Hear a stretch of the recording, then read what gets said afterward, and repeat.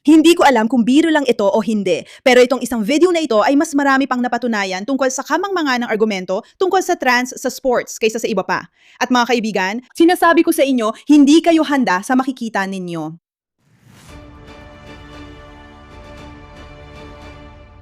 Matapos ang maingat na pag-iisip at pagsusuri sa kasalukuyang mga patakaran sa pagiging kwalipikado, opisyal kong idinedeklara ang sarili ko bilang isang prospect sa WNBA. Kung simpleng pagdeklara lang ng kung sino ka ang kailangan, natutugunan ko ang lahat ng kinakailangang requirement para makalaban sa WNBA. Sige, para sa mga hindi nakakaalam kung ano ang WNBA, ito si Anna Cantor. Ang NBA, malinaw na ito ang malaking basketball tournament. Ang WNBA naman ay ang pangbabaeng tournament. At ngayon ay dineklara niya na. Dahil may karapatan siya at hindi na siya bahagi ng NBA, sasali na siya dito dahil ayon sa lahat ng guidelines, tanggap na siya ngayon na dineklara niyang isa siyang babae. Ako at ang aking team ay maingat na sinuri ang mga pamantayan ng pagiging kwalipikado sa WNBA at ang balangkas ng pamamahala tungkol sa self-identification at pagsasama. Batay sa kasalukuyang mga patakaran, maaari at opisyal kong idinedeklara ang aking pagiging kwalipikado para sa nalalapit na WNBA draft sa Mayo 2027. Hindi ako narito para manggutya, manginsulto, o bastusin ang anumang komunidad o personal na desisyon. Hinihiling ko lang na ang kasalukuyang mga patakaran ay ipatupad ng pantay-pantay sa lahat. Ang mga patakaran kumakatawan sa mismong mga pagpapahalaga na isinulong ng maraming manlalaro at coach ng WNBA sa publiko. Handa ako at ang aking kuponan na tiyakin na ang mga patakaran ito ay ipinatutupad ng pantay-pantay. Halagyan at walang eksepsyon. Inaasahan kong igagala ng WNBA ang mga prinsipyong ipinahayag nito. Magkita tayo sa Svea Training Camp. Ibig kong sabihin, syempre, hindi ito isang video na nilalayong mangutya. Hindi ito biro. Seryoso ito. Ang lalaking ito na may taas na 6 na talampakan at 7 pulgada, isang Turkish-American na manlalaro, ay sinasabing wala siyang bala gumawa ng masama. Isa lang siyang babae at gusto niyang maglaro. At sa katunayan, ginagawa niya mismo ang sinabi ng mga naunang tao sa WNBA, mga coach at mga namumuno na lubos na ayos lang. At ngayon, inilagay niya ang WNBA sa isang ganap na kaguluhan dahil hindi nila alam ang gagawin. Para sa konteksto, para sa mga hindi pa pamilyar sa nangyayari sa mundo ng sports. By the way, ako nga pala si Ira Kay, ang host ng Pushback. Welcome sa aming show. Nilalabanan namin ang mga kabaliwan ng mga nangyayari sa media, sa mundo at iba pa. At kung sang-ayon ka na may mga bagay na talagang nakakabaliw, welcome. Nahanap mo na ang iyong mga kauri. Kaya para sa mga hindi pamilyar, NBA sports game, matagal na itong pinapanood ng mga tao. Napakalinaw. Magaling ang mga lalaki sa basketball. WNBA ganun din. Pero nitong mga nakaraang taon, kapag sinabi kong nitong mga nakaraang taon, mga huling 10 taon, naging normal na lang pag-usapan ang mga trans na lalaki na gustong maging babae. Mga lalaki na gustong maging trans women. Sumasali na rin sa sports. At dahil sa mga organisasyong ito, sa mga woke na pananaw at takot nilang maparatangang hindi politically correct o matanggal dahil sa maling ginagawa at kagustuhang magmukhang progresibo, palagi nilang itinutulak ang mga hangganan. At kapag sinabi kong palagi, talagang palagi, nakita nyo na ang mga nakakabaliw na komento mula sa mga coach na ipapakita namin mamaya at mula sa mga namumuno na nagsasabing, oo, inclusive kami at babop to. Pero syempre, yon ay kapinsalaan ng mga kababaihang naglalaro ng sports. At napakasimple lang, ang argumento nitong mga nakaraang taon ay naging, karapat dapat bang magkaroon ng mga karapatan ang mga trans? Maaring oo, pero siguradong hindi dapat kapinsalaan ng mga kababaihan. At malinaw na nilalait ng video na ito ang lahat ng pinagdadaanan ng mga kababaihan sa WNBA kapag isinama nila ang mga trans na atleta sa kanilang mga laro. Na yon, nagiging sanhi na ito ngayon ng kaunting, anong masasabi mo, isang paglala. Hindi lang ang WNBA ang nag-iisip kung paano tutugon dito dahil malinaw namang katawa-tawa ito. Pero habang mas marami pang mga manlalaro ang nagsasalita at nagsisimulang magsabi ng mga katulad na bagay para lang patunayan ng isang punto dahil sawang-sawa na ang mga tao. Pagod na sila dito. At gaya ng sinabi ko, ipapapita namin ang mga video ng mga coach. At kung bakit nangyari ang lahat ng ito at mas marami pang mga boses na nagsasabi ng mga nakakabaliw na bagay. Ibig kong sabihin, samahan nyo kami. Magiging isang nakakabaliw na episode ito. Kaya ito ay isang bagong video na isang WNBA star, si Gabby Williams, na nagsasabing sinusuportahan niya ang mga trans women na maglaro sa mga liga. Pakinggan nyo ito. Sa tingin ko, ang karapatan ng mga trans ang bagong laban natin ngayon. Yun ang palagay ko na parang nagbago na ang mga laban.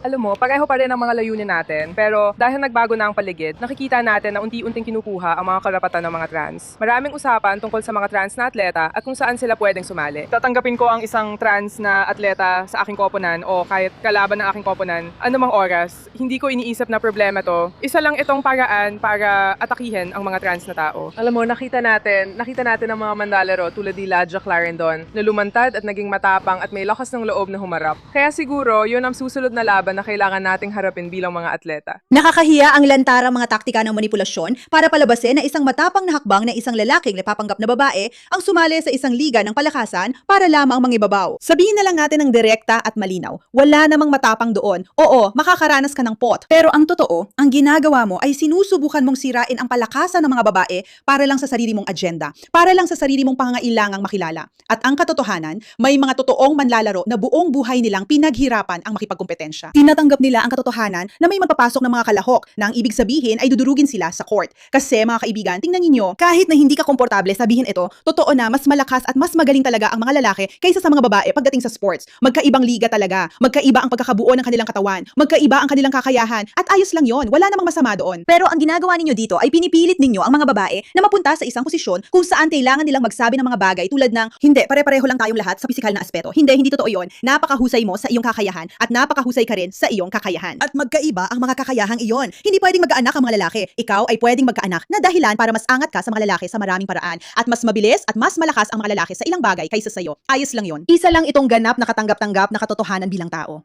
Pero sa parehong panahon, itinutulak ang mga babae na maging parang, hindi, pareho lang tayo. At tungkol ito sa trans sports. Hindi ito tungkol doon. Hindi ito tungkol sa karapatan ng mga trans. At ito ang mga bagay na nakikita natin mula sa NBA nitong mga nakaraang buwan at taon. Dahil marami sa atin ang inakala na ang isyung ito tungkol sa trans ay matagal lang natapos. Mga kaibigan naman, matagal na itong natapos. Naging malinaw na ang mga argumento. Sa simula, lahat ay parang, oo, maging progresibo tayo at suportahan ng mga tao. Pero naging malinaw na ito ay para lang gawing katatawanan ng mga babae at mas marami pang tao ang tumutol dito. Pero ang katotohanan na pinag-uusapan pa rin ito ngayon ay talagang nakakabaliw para sa akin. Paano pa rin ito nangyayari? Ibig kong sabihin, at kapag sinabi kong nangyayari pa rin ito, kailangan mong marinig ang sinabi ng isa sa mga coach ng WNBA. Ibig kong sabihin, hindi talaga ako makapaniwala na napanood ko ito dahil ang isang coach ay dapat siya yung taong nagtutulak sa kanyang team para magtagumpay. Pakinggan mo. Alam kong wala na kayong laban ulit sa Fever, mayong regular season, pero pagkatapos ng break, isa sa mga malaking balita ay tungkol kay Sophie Cunningham at ang mga protesta para sa kanya at laban sa kanya.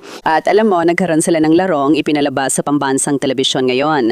At si Cheryl, alam mo, nagsuot ng t-shirt. At ito ay nag-iusapan. Mantataka lang ako, anong tingin mo dito? Sa palagay mo ba ay maganda ito para sa liga? Nakakaapekto ba ito sa basketball? Ingay lang ba ito? Gusto ko lang malaman ang opinion mo. Sa tingin ko, salamat sa tanong na yan, sa palagay ko. Para lang malinaw, Si Sophie Cunningham ay nagsasalita laban sa pagpayag na makapasok ang mga trans na babae sa NBA dahil malinaw na hindi ito patas. ang pagkakaintindi ko dito ay kung maaari akong sumagot, para sa akin, ang sports ay tungkol sa pagiging kabilang. Ito ay tungkol sa pagiging inklusibo. Ito ay tungkol sa pagbibigay daan sa lahat na maging totoo sa kanilang sarili. Alam mo, mahalaga sa akin yan dahil nakaranas ako ng pambabatikos dahil sa aking taas at lahi. Naranasan ko na yung mga pagkakataon na sinabihan ako hindi ka dapat nandito ng maraming beses. At para sa akin, ayokong maramdaman ng kahit sino, lalo na sa Golden State, na ganun din sila. Kaya para sa akin, mahalaga na ang mga babae at mga batang babae ay may karapatang maglaro. Kasama na rin dito ang mga trans women. Kaya para sa akin, mahalaga ang pagiging inklusibo. Ibig ko sabihin, ang mahalaga sa'yo ay pagiging inklusibo. Una sa lahat, ang sports ay hindi talaga tungkol sa pagtuklas ng sarili ng mga tao. Tungkol ito sa kompetisyon. Sige, linawin lang natin. Ang sports ay tungkol sa kung sino ang pinakamahusay sa isang pisikal na laro. Yun talaga yun. Yun ang gusto mong panuurin. Hindi ito tungkol sa mga taong basta na lang nadedeklara ng pagkakakilanlan nila. Kung ganoon, magkakaroon ng mga taong hindi magaling sa sports na iniimbitahan sa laro dahil gusto lang nila.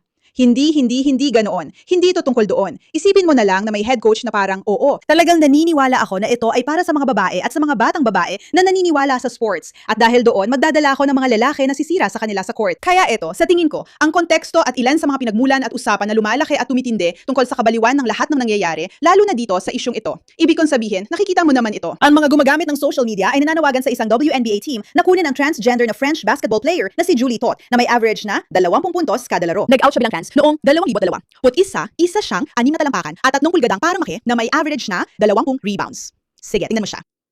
Tingnan mo, kapag pinanood mo ito, lalaki yan, hindi yan babae, lalaki yan, at lalaki ang nakikipagkumpetensya. At tingnan mo ang pagkakaiba ng laki. Sige, at tandaan mo na kapag pinag-uusapan mo ang mga babae naglalaro ng basketball, ilan sa kanila ang pinakamatatangkad, pinakamalalaki ang katawan, at sobrang lakas ng mga babae, pero nililiit niya sila. Ginagawa niyang mukhang maliliit at sobrang pambabae ang mga babae na hindi naman talaga ganoon ang mga babaeng atleta, lalo na ang mga basketball player. Pero ang katotohanan na may ganitong klaseng pressure, na may isang tao na nag-transition noong 2021 at pinipilit siyang mapasama sa koponan ng mga babae sa sports. Ibig kong sabihin, tingnan mo naman ito.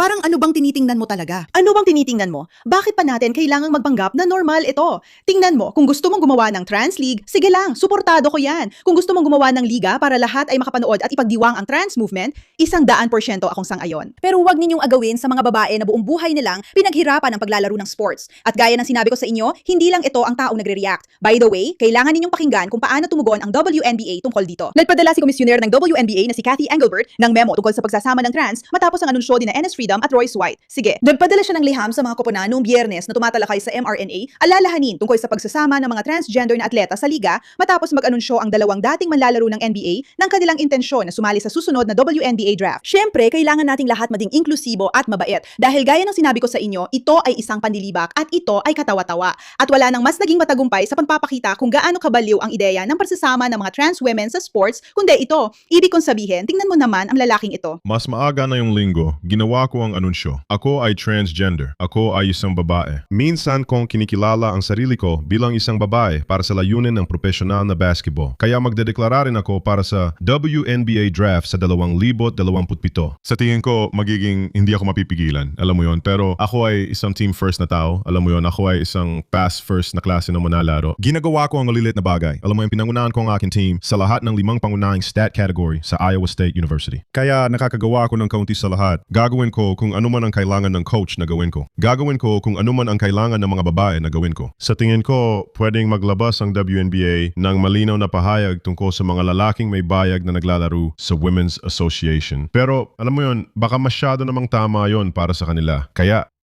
at ayaw kong madiskrimina. Gusto ko ng patas na pagtrato. Isa akong itim. Isa akong batang itim. Sana ay maging senador ng Estados Unidos na gusto ng patas na pagkakataon na makilahok bilang minsang nakikilala bilang transgender na babaeng atleta. Ibig kong sabihin, wala talagang nagpapakita ng katangahan nito. At alam mo ba, ang irony ng lahat ng ito, nababaliw ang WNBA. Hindi nila alam ang gagawin, paano sila dapat tumugon, paano sila magiging inklusibo. Kailangan nilang bumuo ng mga definisyon. Pero ito ang punto, ilang taon nang ginagamit ng mga taong ito sa sports ang kanilang plataforma bilang isang political na kilusan, di ba? Para itulak ang mga political agenda, para gawin normal ang mga bagay na hindi maganda. Nagkaroon na ng mga laban kay Leah Thomas. Ilang taon na ring sumisigaw at nananawagan ang mga kababaihan. At ngayon na pumapasok na ang mga lalaki, lalo lang nitong pinapatunayan at pinapalala ang lahat. Gusto ng WNBA na gamitin ang kanilang plataforma para sa political inclusion. Kung ganoon, magkakaroon din ng mga tao na magdedesisyon na kabaligtaran ang pananaw nila at gusto rin nilang gamitin ang kanilang plataforma para sa political inclusion o para patunayan kung gaano katanga ang mga pahayag na ito. At ang ganda makita na itong dalawang lalaki ay hayadang nagdedeklara at pinapatunayan kung gaano ito kabaliw, kung gaano ito kamali, kung gaano ito hindi tama. At gustong-gusto ko ito. Aliw na aliw ako rito. Tuwang-tuwa ako sa bawat segundo nito. Hayaan nating babaliw ang WNBA sa kung ano ang dapat nilang sabihin. At paalala, alam ko marami sa inyo ang nakatanggap ng mga tanong nitong mga nakaraang linggo tungkol sa paglahok ng mga transgender na atleta sa women's basketball. At inaasahan ko mapapatuloy na makatanggap ng malaking pansin ang paksang ito. Gusto kong makipag-ugnayan upang ibahagi kung paano namin hinaharap ang mga usaping ito sa opisina ng liga at upang pasalamatan kayo na tumugon sa mga tanong mula sa media na may pag-iingat at profesionalismo. Tinawag ni Angel Bo ang pag-iisip na iyon bilang masalimuot. Kinikilala namin na ito ay isang komplikado at masalimuot na paksa. Hindi ito ganoon. At magpapatuloy kaming magkaroon ng mahahalagang pag-uusap kasama kayo at ang mga asosasyon na manlalaro sa mga susunod na buwan. Plano rin naming magsagawa ng karagdagang mga talakayan at mag-alok ng mga listening session para sa sinumang team leaders na nais lumahok. Napakahalaga ng inyong pananaw at puna at pinahahalagahan ko ang mga nag-abot na ng kanilang mga saloobin. Wow, napakatanga naman. Ibig kong sabihin talagang kalokohan ito, makikita mo kung gaano ito katanga. Lalo na itong si Royce White na nagsasabing, hindi pa nga ako lantad sa publiko bilang trans ng 72 oras at ang dami ko nang natatanggap na pot. Gusto ko lang maglaro ng basketball kasama mga kaibigan kong babae sa panahon ng pagiging pambabae ko. Bakit hindi kayo pwedeng maging masaya para sa akin? Ibig ko sabihin, tingnan mo naman kung gaano siya ka-feminine. Sobrang feminine. Sige, nasa iyo na naman ito, gaya ng sinabi natin, kasama mo si Royce White at si NS. Sige, itong dalawang tao na ito. At talagang nakakakuha ito ng napakaraming atensyon. Mayroong 10 at 10 milyong mga video tungkol dito at mga views dito dahil nare-realize ng mga tao, Diyos ko, wala talagang sense kapag inalis mo na ito mula sa parang walang kwentang lengguwahe ng inclusion at ipinakita mo kung ano talaga ito. Nakakabaliw, di ba? At syempre, may mga makakaliwa na nagsasabing isa na namang right-wing na bigot na naghahanap naghahanap ng atensyon. Sa totoo lang, baka ang ginagawa niya ay mas pagtatanggol pa sa karapatan ng mga kababaihan kaysa sa nagawa mo kailanman. Stephen A. Smith, hindi ako aatras dito. Pwede mong suportahan ang karapatan ng mga kababaihan at paniwalaan na hindi dapat sumali ang mga biolohikan na lalaki sa sports ng mga babae. Hindi magkasalungat ang dalawang bagay na ito. Hinigalit ang isyu ko. Ang mahalaga ay protektahan ang mga babae, protektahan ang mga batang babae at itanong kung bakit pinipili ng isang WNBA coach na isali ang sarili niya sa isang kontrobersya na maaring makasama sa mismong liga na dapat niyang katawanin. Mahalaga pa rin ang common sense. Ito ang paninindigan ko. Tama. Pwede kang maging pabor sa karapatan ng mga tao, pero suportahan din ang katotohanan dapat payagan ang mga babae na maglaro sa sports. Clay Travis, hindi ako nabibiro tungkol dito. Handa akong bumili ng WNBA expansion franchise at i-base ito sa Nashville. Nangangako ako magkakaroon ng 100% trans na kuponan, lahat ay mga lalaking nag-identify bilang babae. Mag-eempleyo rin ako ng 100% trans na coaching staff, pinaka-inclusive na kuponan sa kasaysayan. Pinagtatawanan niya ang babaeng ito. Dahil, ano ba talaga ang sinasabi mo? Ikaw ang head coach ng isang koponan at sinasabi mong inclusive ito. Hindi ito inclusive. Tulad ng sinabi ko ilang araw na ang nakalipas, magdedeklara ako para sa 227 WNBA draft bilang minsang nagkikilala bilang transgender na babae. Nasa Koreo na ang peluka ko. Ito ang dalawang lalaki na namumukod-tangi at gumagawa ng maganda at banal na gawain sa aking palagay para sa mga koponan, para sa mga kababaihan sa sports. Ibig kong sabihin, pakinggan mo kung ano ang sasabihin ni Trump tungkol dito. At sasabihin ko sa iyo, kung sakali man, ako ang magiging pinakadakilang coach ng women's basketball sa kasaysayan. Dahil hindi ko gusto si LeBron James, mas gusto ko si Michael Jordan. Pero lalapit ako kay LeBron James. Wala namang kaso.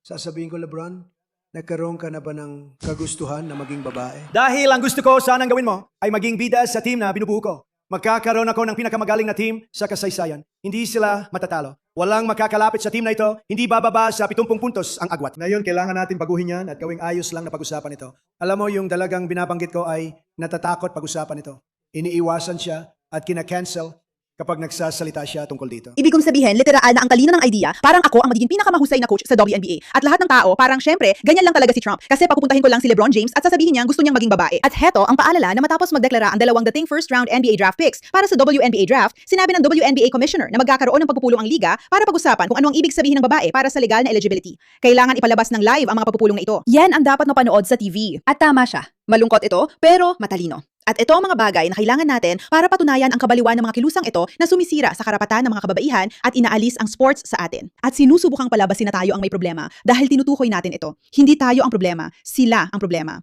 At malapit na nilang harapin ito ng direkta. Salamat sa inyong atensyon sa isyung ito.